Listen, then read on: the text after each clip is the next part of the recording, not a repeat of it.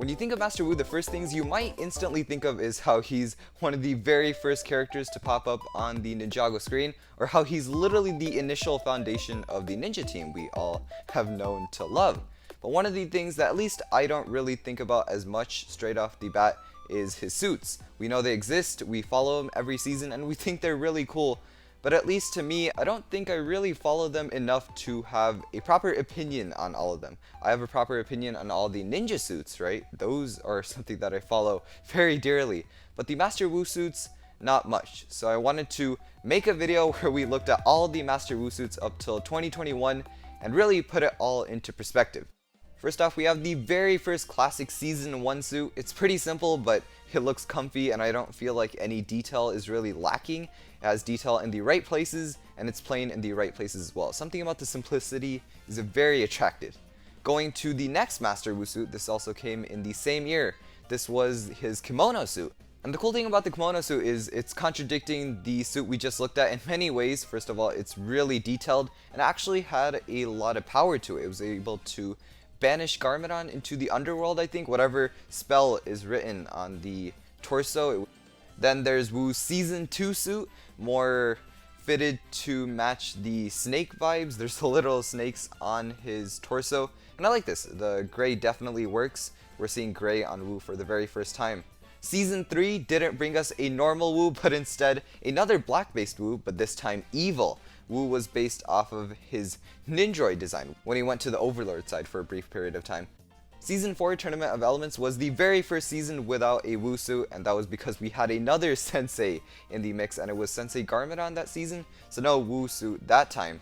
Then there's his Possession suit, which looks super elegant. I mean, just look at the gray hands and the gray in the middle. It just looks like Wu's ready to fight here. He doesn't look comfy like in his past suits or evil like the Season 3 suit, but this time he's just really ready to fight, and I think so far this one is my favorite.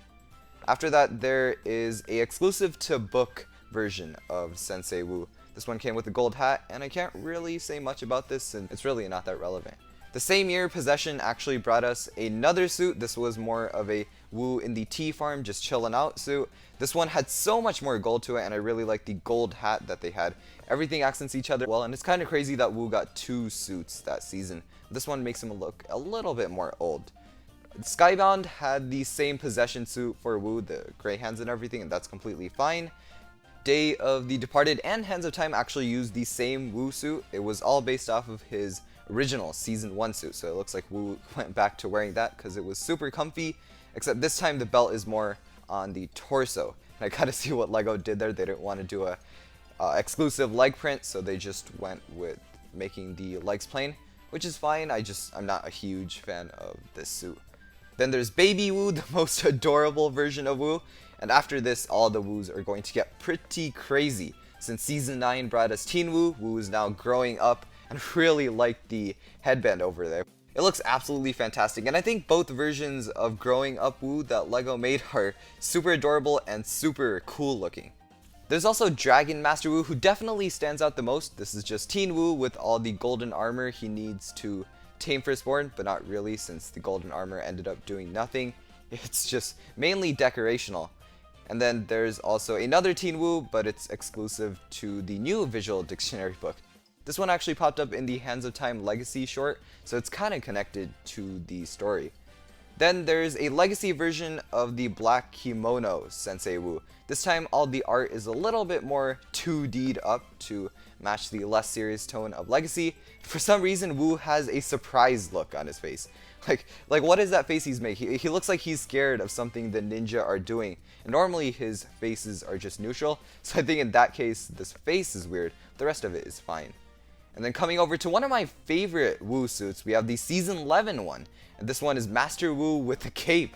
There's nothing more cooler than that. In the show, I think it works fantastic. And also, something different about this Master Wu is he has facial hair. Like, he has a full-on beard.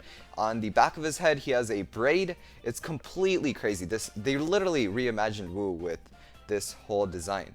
Season 12 and a lot of the newer seasons didn't really have anything for Wu, since he was in the same suit every season and For the most part, he's really not a part of a lot of the adventures, but he did get one for Master of the Mountain, and this was Hero Wu, and this one also looks pretty cool. It's based off of the cape one we just looked at, except it has armor and some pretty cool wooden detailing going all through. It's definitely really different, and I really like how all these different Wu suits are. I think especially recently, we've been getting so much different Wus, especially Teen Wu, Dragon Master Wu, Master Wu with the cape. I think before everything was almost basically the same, just a few colors mismatched, but now things are going completely crazy. However, that is all for this video, looking at every single Wu suit. Comment down below your favorite suit. I think mine was definitely the Season 11 Master Wu with the cape. That's so different, and it captures everything I love in Sensei Wu. Thank you for watching a general Ninjago thoughts and opinions video, and as usual, I'll see you in the next one. Goodbye!